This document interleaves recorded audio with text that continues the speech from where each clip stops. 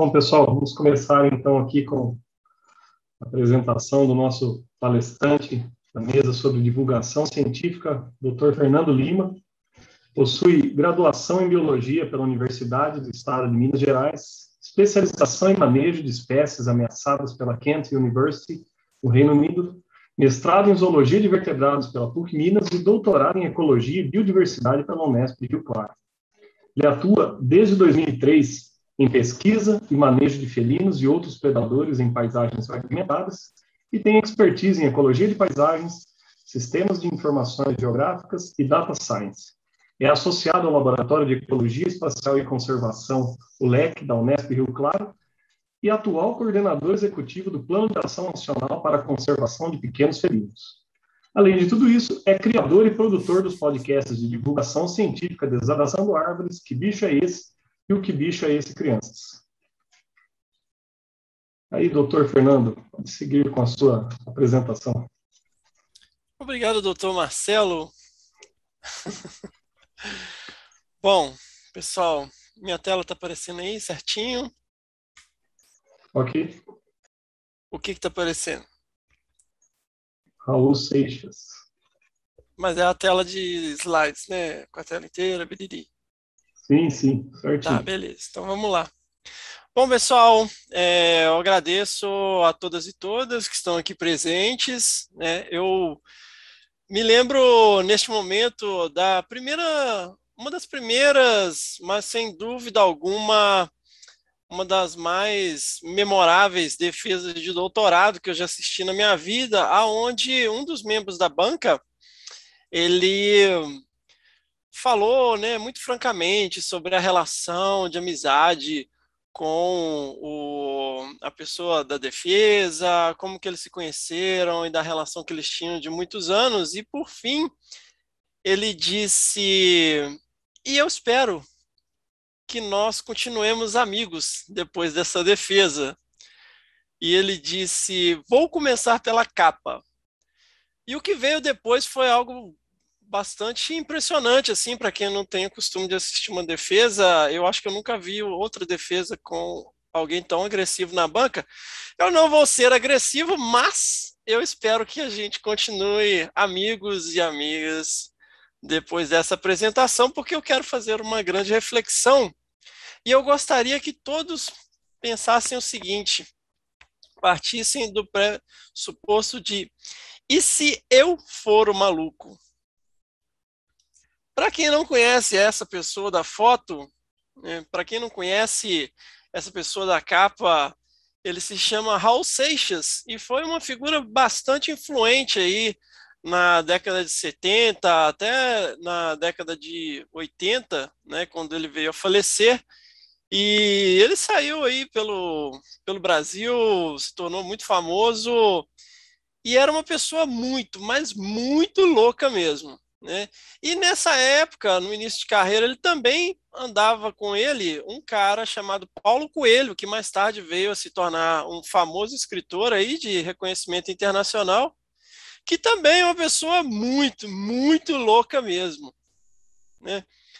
E ele tem uma música chamada, eu não vou lembrar o nome da música, mas o refrão é quando acabar, o maluco sou eu. Então, queria que a gente mantivesse isso aí em mente e eu queria aqui jogar uma descrição para vocês.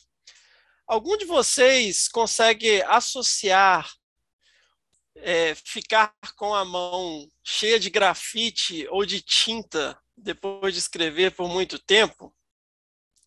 Podem pensar aí por um segundo, quem quiser responder. A que isso remete?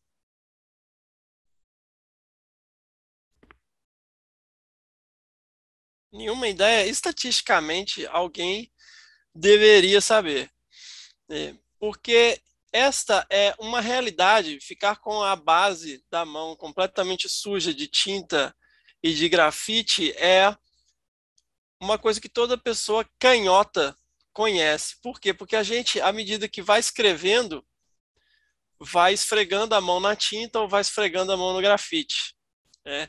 Que não acontece com uma pessoa destra, né, que escreve da esquerda para a direita, então a mão dela está sempre numa área limpa. E toda pessoa canhota, né, ela sabe que ela tem que ajustar o mundo, né, porque o mundo foi feito para os destros.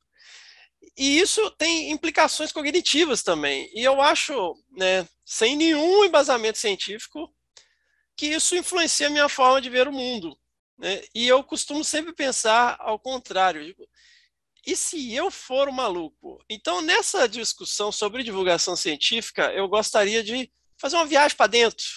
Vamos fazer uma viagem para dentro e entrar em contato. Eu convido todos vocês a dar uma respirada, inspirem, expirem, né? E entrem em contato com o seu negacionista interior. E pensem, qual a sua pseudociência favorita? Porque, pensando bem, todos nós temos o nosso viés de negacionismo, né?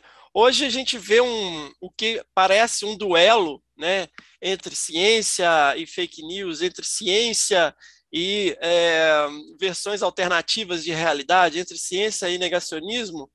No entanto, nós, pesquisadores, nós, cientistas, nós, mastrozoólogos, nos colocamos do lado da luz, do lado da ciência, do lado da sabedoria. No entanto, nem sempre é verdade, né? Eu queria trazer aqui uma informação que talvez nem todos, nem todas estejam familiarizados, que é a Política Nacional de Práticas Integrativas e Complementares no SUS, né? Isso foi estabelecido através de uma portaria em 2006 e isso está disponível online, né? Link no post, como eu costumo falar.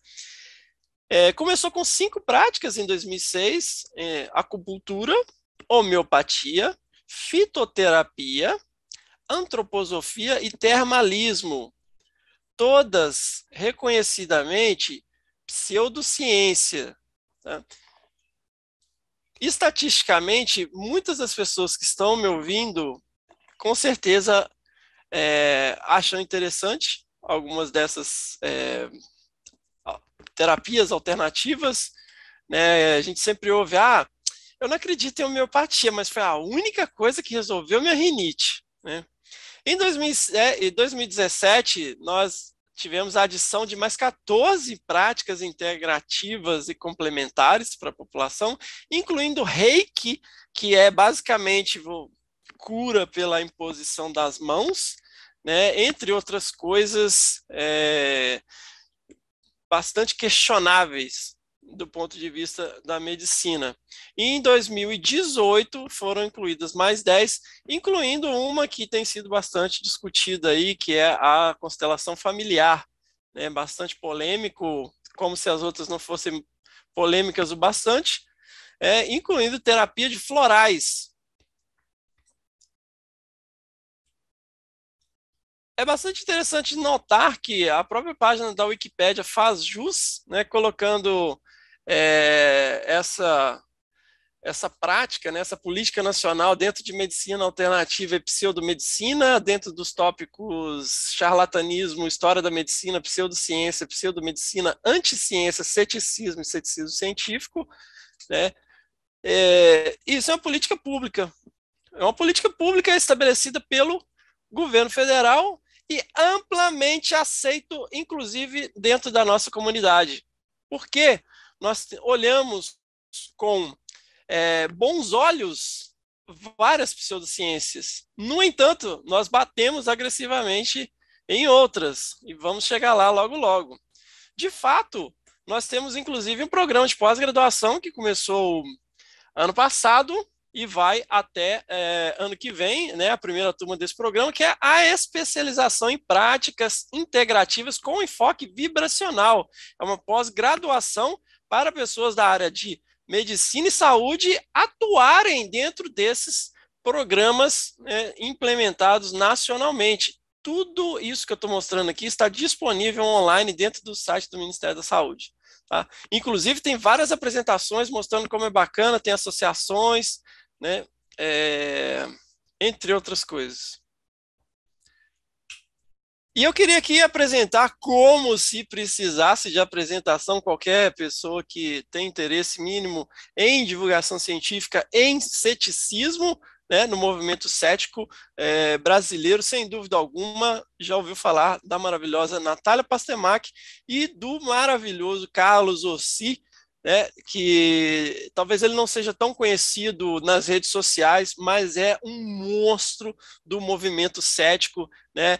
Um casal incrível, e são um dos principais questionadores, os principais críticos dessa política nacional verbalmente. E eu odeio eles de coração, porque eles conheceram pessoalmente o James Randi e eu não, e eu morro de inveja e acho inacreditável e acho maravilhoso ao mesmo tempo. Para quem não conhece James Randi, ele é o papa do movimento cético. Quem que ele é? Ele é um cientista? Talvez, mas por profissão, ele é mágico. A profissão dele é um mágico profissional extremamente famoso, que ficou extremamente famoso, né, por desmascarar charlatães em todo tipo de pseudociência, curas milagrosas, gente que faz milagre e tudo mais. O James Randi, como mágico, ele consegue perceber nuances e truques, ilusões de óticas, né, que nós, réis mortais, não conseguimos, né? Mas como ele é treinado para identificar essas coisas, jogo de espelho, movimentos de mãos, que parecem magia, mas para um mágico é super simples de decifrar, e ele dedicou uma grande parte da vida dele fazendo isso, né? Então, o peso dessa foto, né, o peso de você ter uma imagem de Natália Pasternak, Carlos Orsi, James Randi na mesma foto é absolutamente inacreditável. E eu queria chamar aqui a atenção para o Instituto Questão de Ciência, né, que é um instituto aí, do qual o Carlos e a Natália fazem parte e são fundadores, na verdade, né, e fazem parte da presidência. E eu acho muito bacana a gente olhar com muito carinho para esses institutos, essas iniciativas, né, no movimento cético.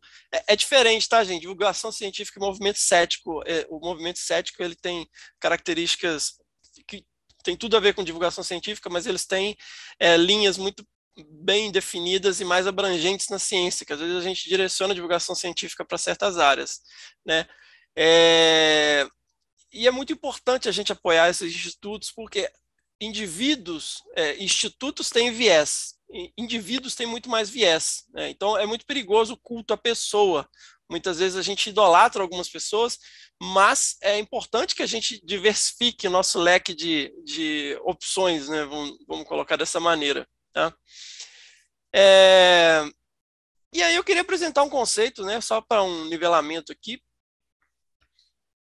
um conceito chamado dissonância cognitiva. O que é a dissonância cognitiva?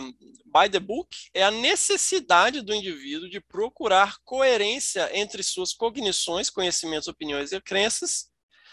E a dissonância ocorre quando existe uma incoerência entre as atitudes ou comportamentos que acredita serem certos e o que realmente é praticado. Tá? Essa é uma definição que eu peguei rapidamente na Wikipédia, mas é basicamente um paradoxo que a gente encontra na internet o tempo todo, né? Porque basta você ter uma conta no Instagram, basta você ter uma conta no Twitter e voilá, posso me intitular divulgador científico, divulgadora científica, mesmo que eu adore astrologia, use homeopatia, acupuntura floral, né? E eu morro de rir das pessoas que falam em terra plana, cloroquina, criacionismo, que são anti-vacina. Isso é basicamente, tá, uma dissonância cognitiva. Isso é uma dissonância cognitiva, porque a mesma lógica que eu uso, né, e os mesmos argumentos que eu uso para criticar terra plana, astrologia, a cloroquina, o criacionismo, né, e o movimento antivacina, eu não aplico esta lógica quando eu falo de floral, quando eu falo de homeopatia, quando eu falo de astrologia. Eu já cansei de ver pessoas que você entra lá no perfil, em rede social, e fala assim, fulaninho de tal, aspirante a herpetólogo, né, graduando em biologia, Ares, divulgador científico. Isso é um paradoxo inacreditável. Como que eu sou divulgador científico e sou de Áries, Capricórnio, Câncer? Não faz o menor sentido. Isso se chama dissonância cognitiva. Tá? Então a gente precisa tomar bastante cuidado, né? E eu tenho certeza que a maioria das pessoas que estão me ouvindo, no caso me assistindo também, neste momento, acham bastante bacana, né, a participação da Natália Pasternak nas discussões da CPI, né, da CPI da pandemia, né, suas participações bastante enfáticas em noticiários, né, que mitam, que viram meme, porque ela é absolutamente incrível e sensacional. No entanto, também lhes convido, senhoras e senhores, a ler o texto da Natália Pasternak e do Carlos Orsi no The Skeptic, meu inglês, aonde elas discutem a influência do kardecismo, né, como o kardecismo ele é nocivo no Brasil, em especial, porque ele conseguiu se enraizar muito bem no Brasil, e como que ele embasa todas essas outras políticas de pseudociência, né, que estão aí sendo implementadas pelo governo federal, né? E não é discurso de ódio, tá? O que eu estou falando é basicamente uma análise cética em relação à influência perniciosa de algo que é basicamente uma pseudociência embasando políticas públicas, né? E eu convido a todos e todas, né, e por isso eu falei logo no início da minha apresentação, espero que continuemos amigos, que eu quero que vocês sintam esse sentimento de me sentir mal, aquele negócio na boca do estômago, sabe? Mexeu, criticou um negócio que eu gosto, chamou de pseudociência. Porque é exatamente isso que as pessoas que criticamos terra plana, cloroquina, sentem quando nós criticamos suas percepções de mundo. Né? E por que eu digo isso com muita empatia, né? E os iniciados entenderão que Don't Panic se refere a um maravilhoso livro do Douglas Adams chamado O Guia dos Mochileiros das Galáxias. Esse livro mudou minha vida. Eu entrei quando estava estudando para o mestrado, eu estudei muito evolução, história da ciência, né, vários livros de Carl Sagan, Richard Dawkins, e aquilo mexeu muito comigo, mexeu com a minha percepção de mundo, e eu fiquei muito sem chão, fiquei em depressão, né, porque me tirou muito do que eu acreditava, que eu não tinha como mais acreditar em certas questões que eu acreditava até então, com essas informações em mãos. Não era uma questão, não era uma opção. Eu tinha as ferramentas para questionar uma visão de mundo e eu não tinha como mais ter a mesma visão de mundo. Isso mexeu muito comigo, eu fiquei muito abalado. Então, no momento em que eu falo, né, sobre esse texto, inclusive convido a todos a lerem, porque gostamos tanto, né, do bastião que vem sendo levantado, da defesa da ciência que tem sido levantada, mas quando isso questiona percepções nossas, isso mexe conosco.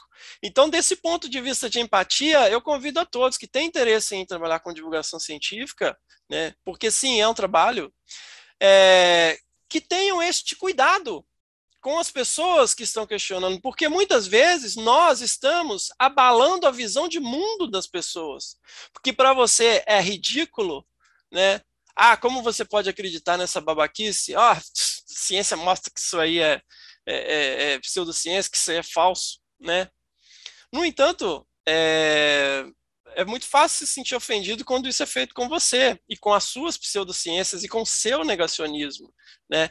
Então, pensem nisso também quando você está mexendo com algo que altera a percepção de mundo das pessoas, né? Então, quando você fala com algum parente, com alguma pessoa, tentem também ouvir o outro lado, porque muitas vezes a pessoa ela cresceu acreditando naquilo, né? A pessoa cresceu com aquela visão de mundo, e no momento que você chega e mostra, olha aqui esse livro, olha esse artigo, olha isso aqui, né?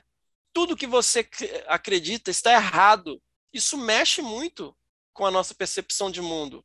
Da mesma forma que eu tenho certeza absoluta que tem pessoas extremamente ofendidas pelas coisas que eu estou falando em relação a kardecismo, em relação à homeopatia, em relação à floral, em relação à astrologia. E que, no entanto, tem um enorme interesse em fazer divulgação científica. Então, eu acho extremamente importante que a gente coloque essas questões em perspectiva e tenhamos empatia, né? Porque, meus caros e minhas caras, como disse Albert Einstein, qualquer pessoa com uma conta no Instagram, no Twitter, podcast ou canal no YouTube pode e deve divulgar ciência. Albert Einstein, 1753. Né? Então, assim, qualquer pessoa hoje deve criar uma conta no Twitter, no Instagram, um canal no YouTube, um podcast e se tornar divulgador ou divulgadora científica. Né? Porque, aparentemente, não é necessário estudar, né? Basta você botar fotos de bichinho e tararau. E, mais importante, como disse Isaac Newton em 300 antes da era cristã, não há divulgação científica sem dancinha. Isso é realmente algo bastante impossível hoje em dia. Porque eu tenho colegas, professores de universidades, pessoas extremamente com um conhecimento profundo sobre suas áreas de atuação, que hoje se sentem culpados, que se sentem cobrados. Poxa, agora tudo que eu fiz, agora eu tenho que fazer dancinha. Senão, minha pesquisa não vale nada. Né? Eu estou sendo pressionado para fazer isso. Né? Tem problema fazer dancinha? Absolutamente não. De forma alguma. Tem que deixar claro, porque né, tudo é o pé da letra, né? É 880. Quem quer fazer dancinha, faz dancinha. Faz bichinho, aponta setinha para cá, setinha para lá, aqui para baixo, põe um negocinho escrito, né? Quer fazer isso, faz, mas eu pratico pesca esportiva, né? Eu pratico pesca esportiva. Eu converso com pescadores, acho também que é um negócio bem maneiro assim para conhecer uma parcela diferente da sociedade. E o pior pescador que tem para você conversar é o pescador que acha que só ele sabe pescar. Só ele sabe, o único jeito o que ele faz, né? Então, assim, em algum momento se convencionou que essa é a única forma de fazer. Não, mas você tem que fazer TikTok, tem que fazer dancinha, tem que fazer não sei o quê, tem que fazer não sei o quê. Não tem. Se você não quer, você pode fazer de outra maneira. Eu nunca vi o Átila e a Marina fazendo dancinha. Talvez ele faça para Palomas, não sei. Mas aí é coisa dele. Pirula, não sei. Né? Estou falando algumas referências. Né? O próprio Natália, Carlos Orsi, né? Monstros da divulgação científica. Então, assim, eu não entendo de onde que vem essa ansiedade, de onde vem essa cobrança, né? De onde que vem essa ansiedade, como diz o general da ativa, né?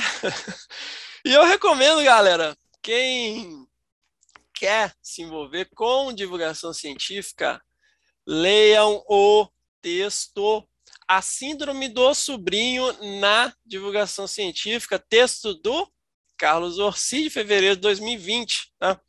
Para quem não entende essa referência, quando começou as internets, né, nem todo mundo sabia mexer, e nem todo mundo ainda sabe, mas tinha um tal do sobrinho. Ah, meu sobrinho sabe mexer no computador, chama ele lá. Ó, deu um problema aqui.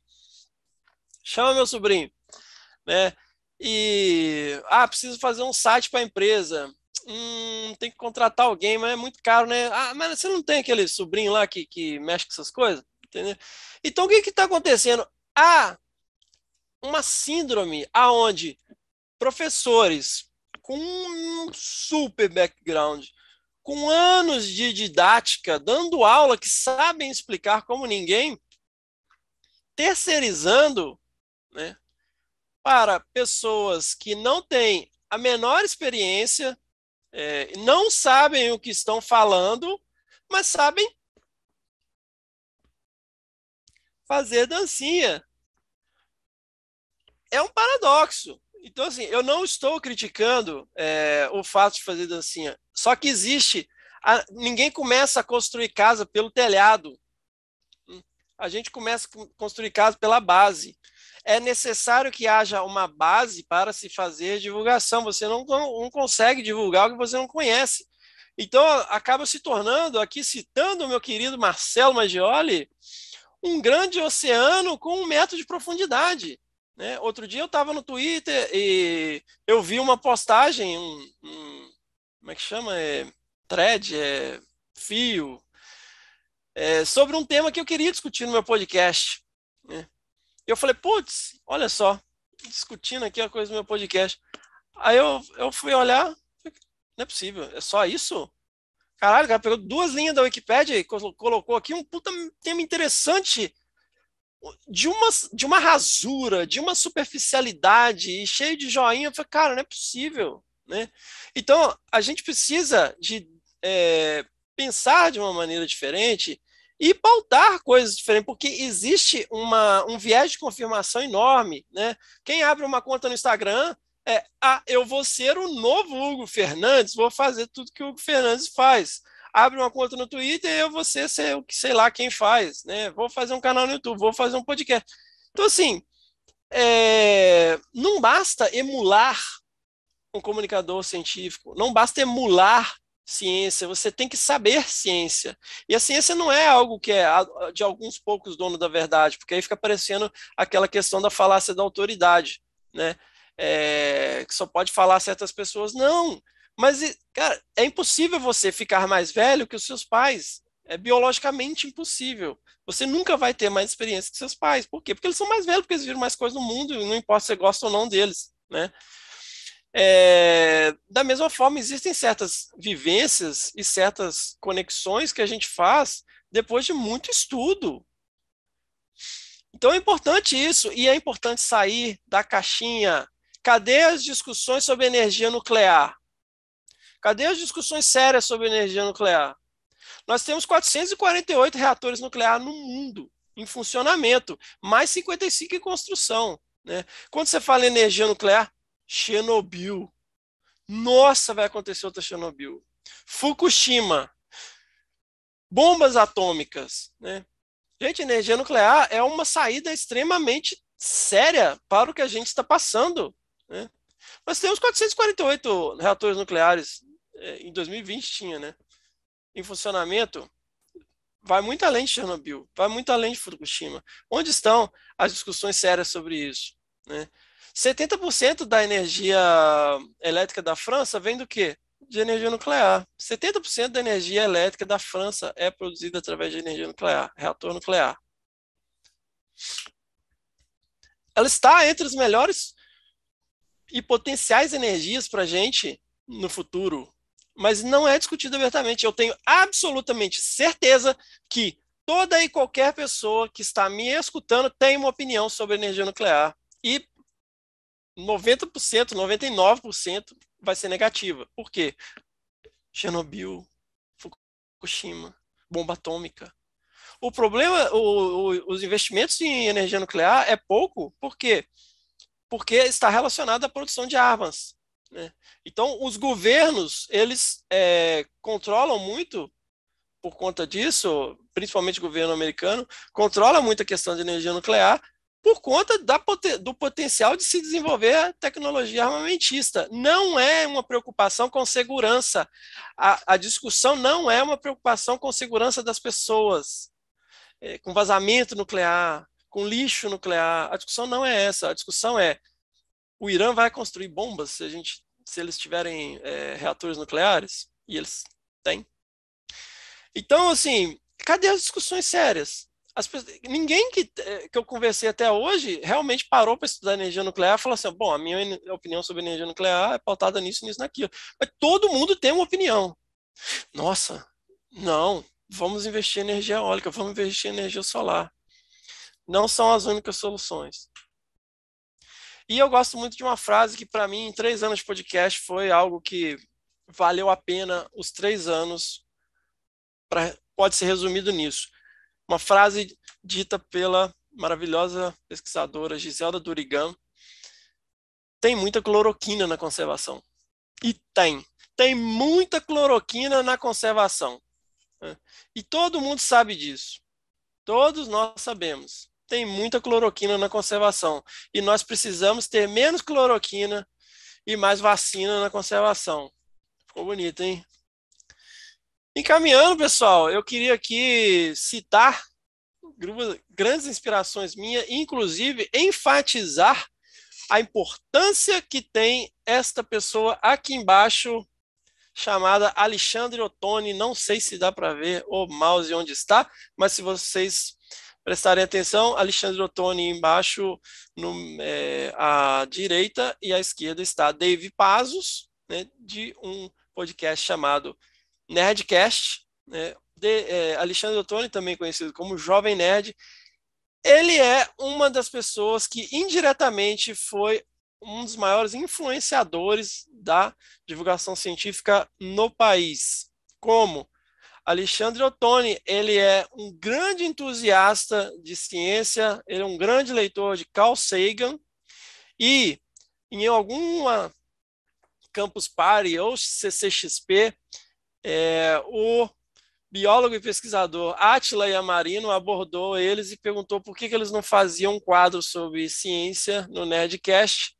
Mais tarde, quando o biólogo e pesquisador Átila Yamarino estava fazendo seu doutorado no Canadá, o Dave entrou em contato com ele e convidou, porque eles queriam fazer um programa no canal de YouTube deles chamado Nerdologia. Vocês vão lembrar que nos primeiros Nerdologias, o Átila ele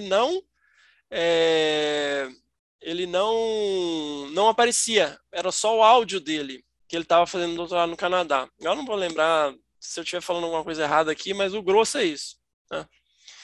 E nós sabemos o que virou Nerdologia, o que virou, né, o Átila, lógico, por mérito dele, óbvio, e pelo seu grande conhecimento, sua grande capacidade didática, né, mas o primeiro lançamento, né, a primeira porta que abriu espaço para que ele desenvolvesse essa abordagem foi feita através do Nerdcast, né? Mais tarde ele participou de vários episódios do Nerdcast, mas apresentando Nerdologia, isso deu uma grande visibilidade, né? E hoje nós sabemos a importância e a influência, né, desse grande pesquisador, né?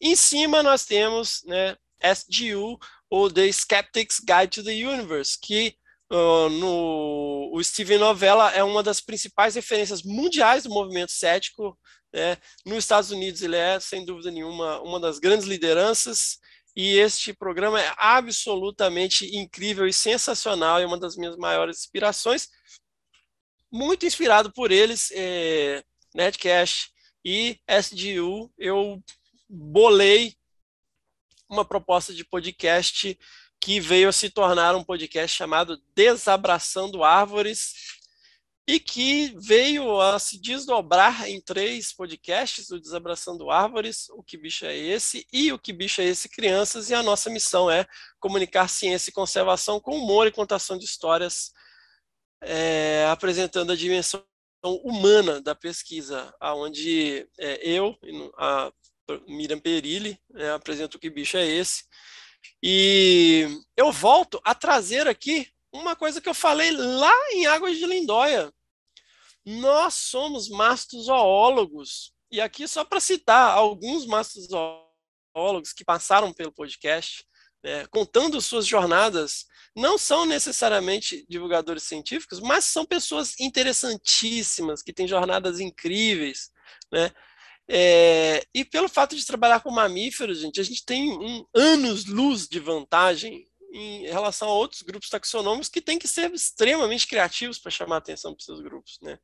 E aqui eu apresento também, talvez nós tenhamos um viés para mamíferos, não sei, vocês julguem, mas um grande número de episódios do Que Bicho é Esse, aonde nós convidamos especialistas, de preferência os maiores especialistas no país, para falar sobre espécies que nós tocamos a vocalização e os ouvintes mandam respostas erradas para a gente zoar no episódio seguinte. No caso do Que Bicho é Esse Crianças, o mestre Fernando e a doutora Mirinha respondem as perguntas das crianças sobre espécies. É super divertido de fazer, dá muito trabalho, né? Mas é super divertido. Um episódio de 12 minutos do Que Bicho é Esse Crianças dá mais trabalho que um episódio de 3 horas do Desabraçando Árvores. Nós temos aí, até o momento, 5 episódios sobre mamíferos, né? Como estamos num congresso no Marçozólogos, organizados num evento, num congresso online. Aqui estão os mamíferos. Quem tiver interesse em não conhecer esse projeto, que aí eu estou fazendo um jabá do meu projeto de divulgação científica, nós temos aí no episódio 50 um compiladão, né, dos melhores momentos, e estamos em todas as plataformas de podcast e redes sociais, nem todas, né? E convido vocês a fazer essa reflexão. E se nós formos os malucos? Vamos lá? Vamos trocar uma ideia?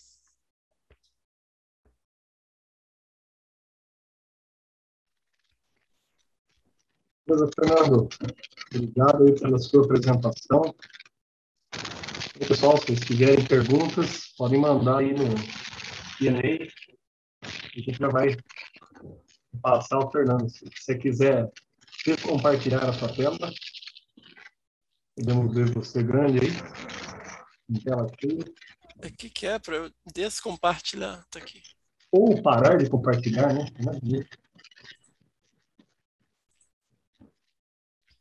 Here it comes!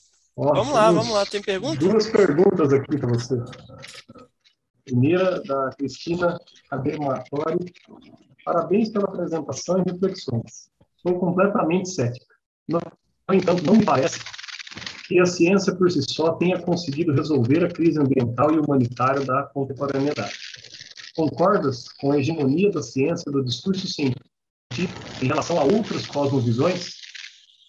O que achas da abordagem do Feyerabend em relação a isso? Espero ter lido isso.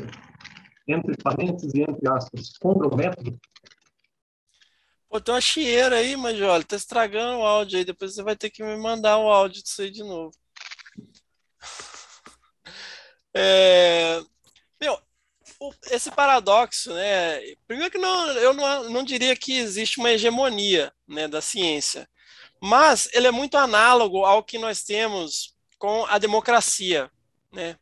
A democracia tem falhas, a democracia tem problemas, a democracia tem viés, né? Sim, tem. Mas é a nossa melhor alternativa, né? A ciência tem problemas? Sim. Tem viés? Muito, né? Inclusive, eu gostaria de recomendar a todos e todas o maravilhoso livro do Stephen Jay Gould, A Falsa Medida do Homem, um livro muito bacana, né, para fazer uma reflexão.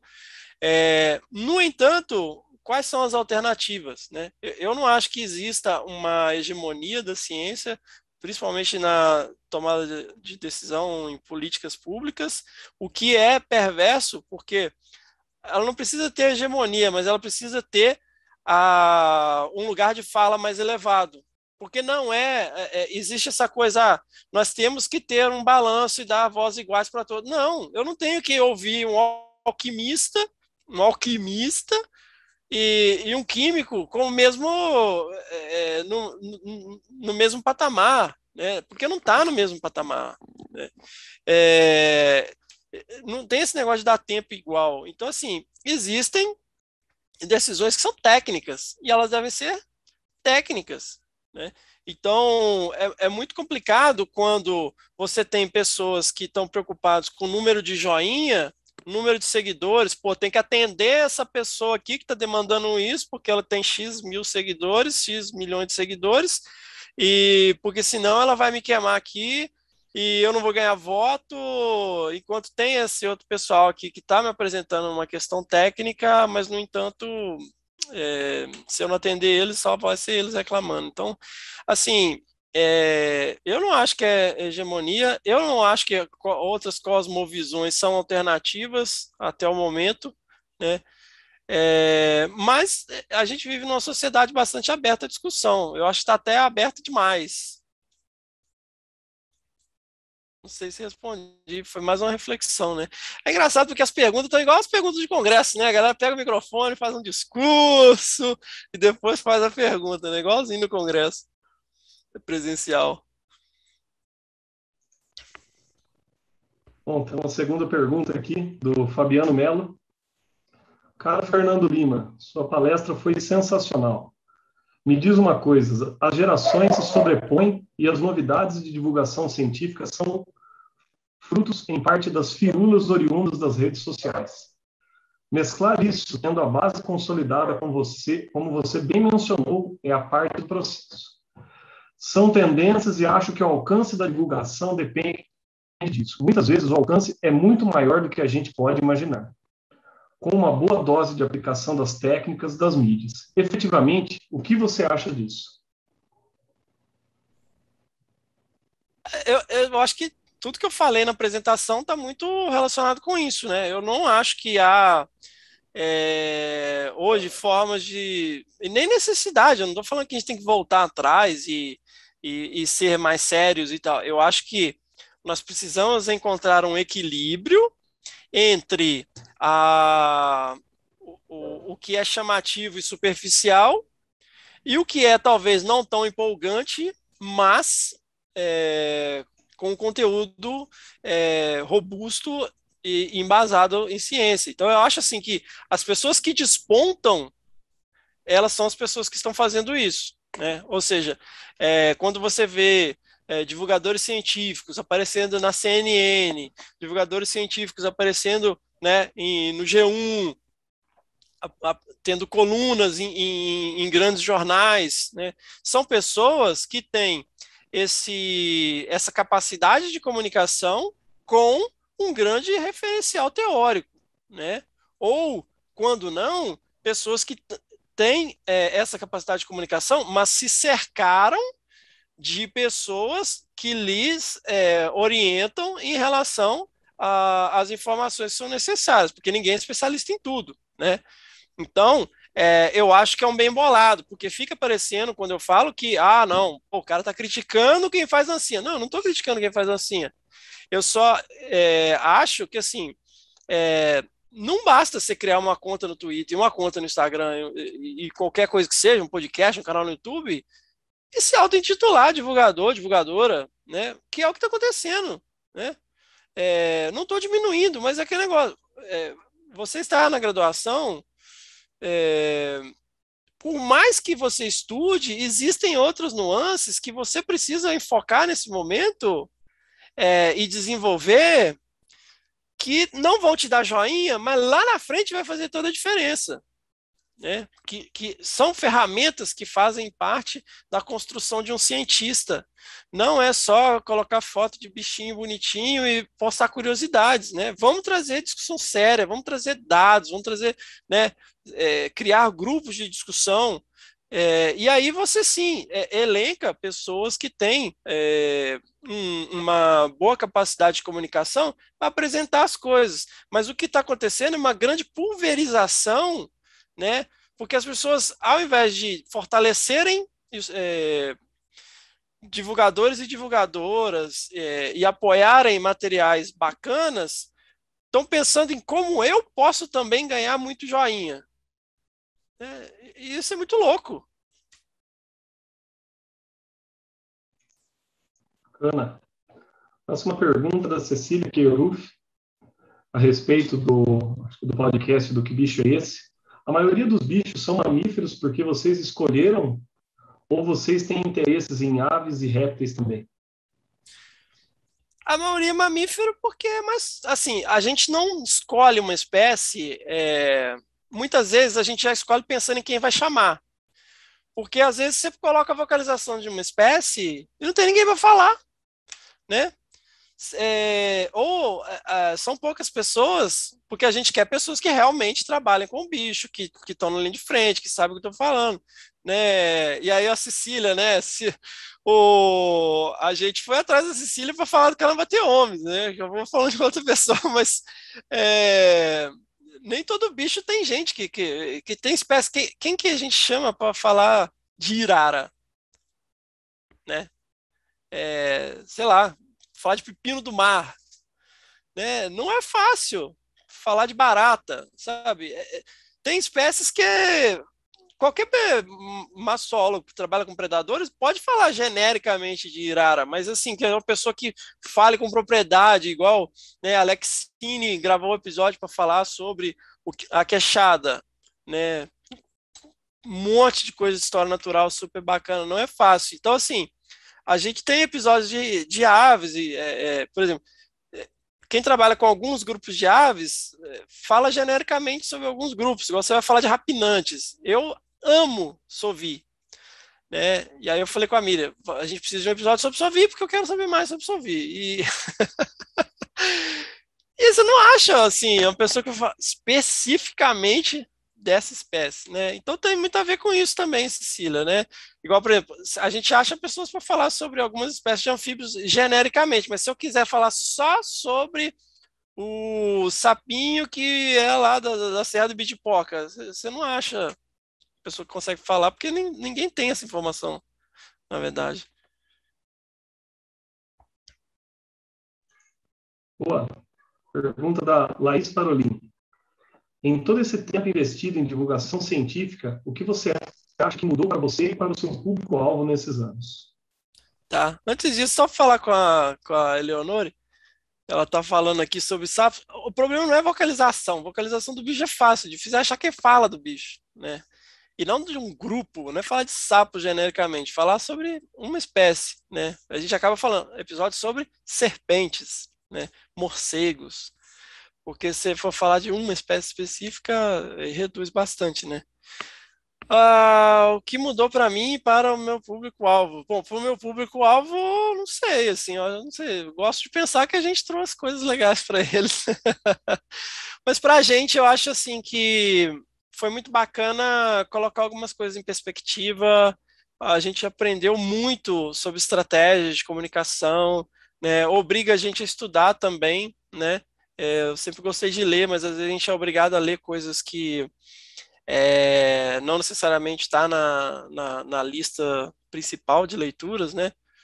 É, mas assim, e mudou bastante a nossa rotina também, né? Porque tem que encaixar podcast, divulgação, pauta, né? Que a gente não consegue muita ajuda para fazer pauta, não consegue muita ajuda para fazer coisas que são importantes para produzir conteúdo, e aí a gente acaba tendo que se desdobrar. Legal. Mais uma pergunta aqui do nosso presidente Alexandre Persequilho. Você acredita que as universidades, institutos de pesquisa, etc., deveriam passar por um processo de profissionalização na divulgação da ciência produzida? Se sim, quais caminhos para que isso aconteça? Eu vou usar muito uma lógica que eu conversei com o Carlos Orsi, justamente. A academia, a universidade, ela é autorregulatória, né? Quem que organiza as disciplinas? São os professores. Quem que propõe os cursos, né?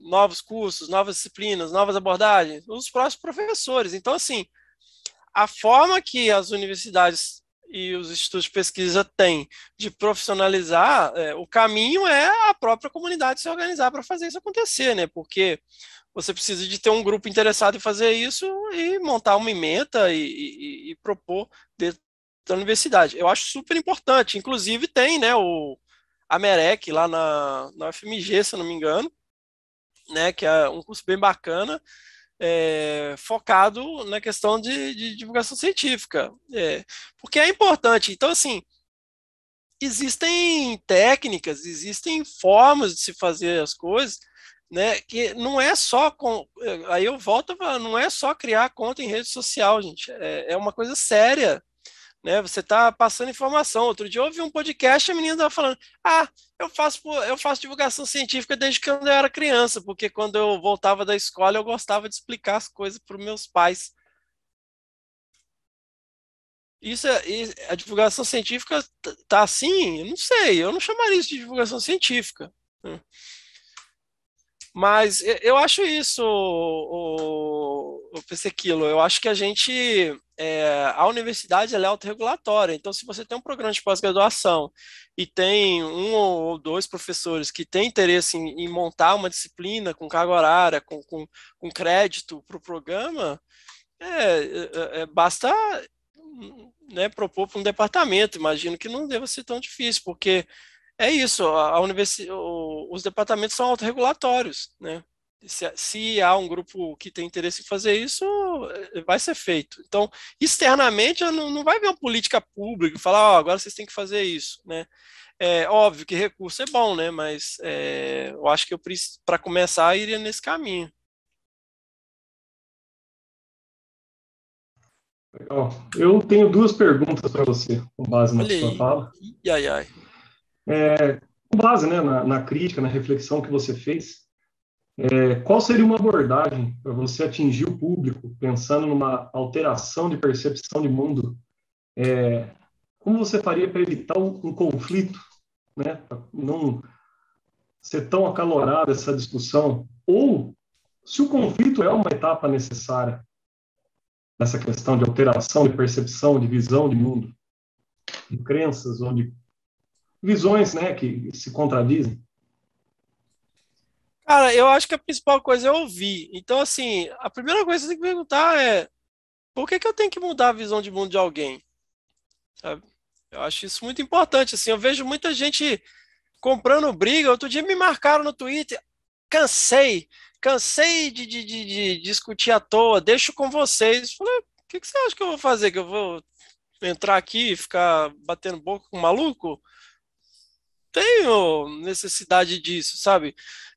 Aquele negócio, você não vai mudar a cabeça de fanático, sabe? E outra, quem disse que você tem que mudar a cabeça de alguém, né? Eu acho que a gente tem que também se colocar numa posição de humildade e ouvir também, ouvir e pensar, né? Porque assim, faz diferença você ficar batendo boca com seu tio do WhatsApp, sabe? É aí que você quer colocar o seu esforço, seu tempo, seu conhecimento? Ou você prefere ir se oferecer para dar uma palestra na escola do seu bairro para as crianças, para mostrar mamíferos e câmera traps e as crianças ficam tudo alucinadas, sabe? Acho que a gente tem que pensar isso, sabe? E se eu for o maluco, né? E se de repente esse cara aí tem alguma coisa para me dizer e não eu tenho que ficar mudando a cabeça dele, sabe? Eu acho que a gente tem que também fazer uma autorreflexão e sair dessa posição de: eu tenho a palavra certa e eu vou te dizer, sabe? O que você deve fazer. Eu acho que a gente precisa de amadurecer essa questão e escolher as batalhas que valem a pena ser lutadas, né? Não é batendo boca com o porteiro que você vai resolver o problema de negacionismo. E a última pergunta, que eu acho que é bem pertinente à sua fala: qual que é a sua recomendação para quem quer começar a fazer divulgação científica? Tem um pontapé inicial, sabemos que não tem uma forma de bolo, né? Cada pessoa tem uma vocação e uma forma para fazer divulgação científica, mas o que você recomendaria, na sua experiência, no que você veio desenvolvendo aí ao longo do tempo? Como começar um pontapé inicial?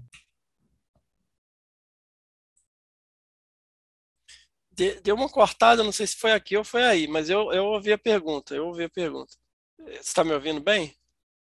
Tá. Cara, a primeira coisa que eu acho que quem quer começar deve fazer eu sou a pessoa para fazer isso, sabe? eu quero fazer divulgação científica ou eu quero joinha? Porque são duas coisas diferentes. Porque, assim, existem várias coisas que você pode fazer que não necessariamente está relacionado com rede social. Você pode dar palestras em escolas locais, né? Você pode participar de projetos de educação ambiental, você pode se envolver com projetos de extensão de universidade, não necessariamente nas redes sociais. É, bom, eu tenho algo a contribuir, né? Eu posso contribuir como indivíduo ou eu posso apoiar alguém que já faz divulgação científica, né? Porque o que eu vejo é isso, ó, eu vou entrar no Instagram, vou fazer o que o Hugo faz, né? Eu vou montar um podcast e vou tentar imitar o Desabraçando Árvores, eu vou imitar o Dragão de Garagem, eu vou imitar o SciCast, sabe? Você não está somando, você está dividindo, né? Cai naquela questão da política, né? Quando você tem um monte de candidatinho que fica só roubando voto de uma grande competição, que eles não têm a menor condição de realmente chegar na linha de chegada, mas na verdade eles estão atrapalhando o processo. Então, assim, você vai gerar ruído ou vai gerar informação, né? Então, acho que essa é a primeira reflexão. Olha, eu tenho realmente vontade de contribuir de alguma maneira. Eu tenho background para isso, eu tenho conhecimento para isso. O que eu preciso para fazer isso? Eu preciso de me cercar de pessoas. Eu tenho carisma para poder atrair pessoas nas redes sociais, tá? Mas eu tenho pessoas que podem me ajudar a gerar um conteúdo de qualidade, né? Ou eu vou parar de estudar, né? E a minha formação. E aí eu estou falando do pessoal mais jovem, né? Eu vou deixar de lado a minha formação, que é super importante nesse momento, e vou focar nisso, né? Quando eu estou deixando de lado a munição que vai me permitir ser um bom cientista no futuro, sabe? E muitas vezes você vê as pessoas desistindo, né? Eu falando lá na Podosfera, você vê vários podcasts que começam, tem 5 episódios, 10 episódios, né? 15 episódios e acaba, porque dá muito trabalho, dá muito trabalho. Para você produzir um conteúdo de qualidade, você tem que estudar muito, né? Você tem que se dedicar, tem que ter uma identidade, tem que gastar dinheiro também, que não é de graça, né? Então, assim, para quem está começando, pese realmente, você é a pessoa. Se você é a pessoa, se você tem um diferencial, como fazer isso da melhor maneira? Eu acho que é muito importante fazer essa reflexão. Eu sou o maluco, sabe? Não é só falar, eu adoro divulgação científica, eu vou fazer divulgação científica. Bacana. Estamos no fim aqui do tempo, mas tem mais uma pergunta aqui do Paulo Marinho. Fernando, ouvindo sua brilhante fala, lembrei da palestra do Fábio Scarano na Rabeco essa semana. Ele sugere que precisamos investir numa escutação científica, o que leva a uma troca de interpretações de mundo entre os cientistas e as pessoas, especialmente as comunidades tradicionais, e não só levar nossa visão. Já ouviu falar nesse conceito?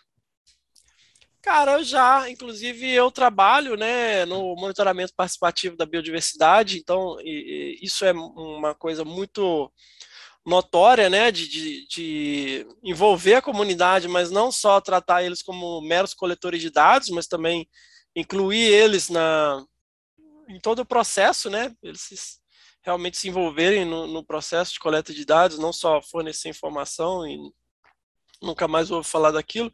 Eu acho interessante. O que eu não acho legal é que muitas vezes, dentro da biologia, especialmente, a gente vê essa coisa do o apelo à natureza, né? E começa a haver uma antagonização com a ciência, tipo assim, o tiozinho lá é que sabe das coisas, né? Essa galera aí que só publica não sabe nada, é tudo, né? Artigo não mostra isso, não mostra aquilo.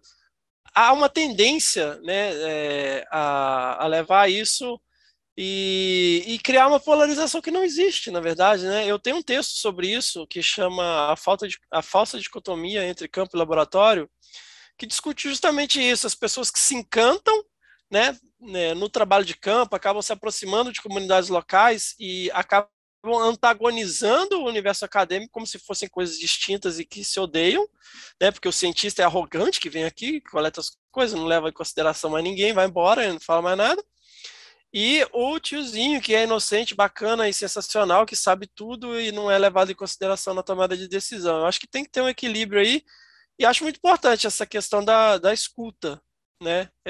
E aí é uma coisa que você ganha com maturidade, cara. Não tem o que fazer. É a maturidade que traz isso, porque quando a gente está na graduação, a gente acha que vai salvar o mundo. Quando você está no mestrado, você acha que vai salvar o mundo, você quer só vai salvar o mundo com a sua dissertação, tentando e, e faz parte de um processo. Você aprende a escutar, né, escutando, você aprende a escrever escrevendo, né, faz parte do processo.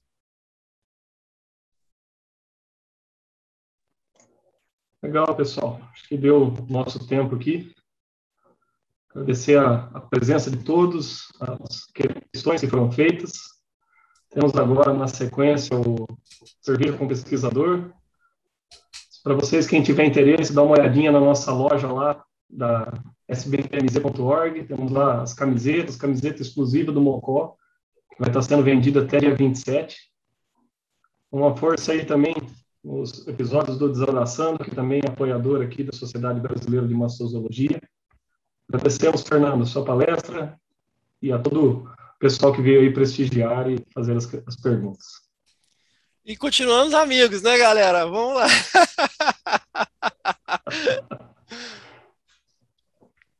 Maravilha. Valeu.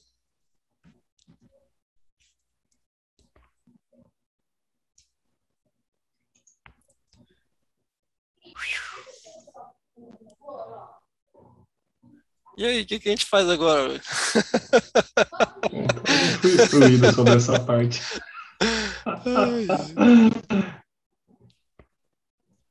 Acho que tem um encerramento como... Um minutinho. Ah, beleza.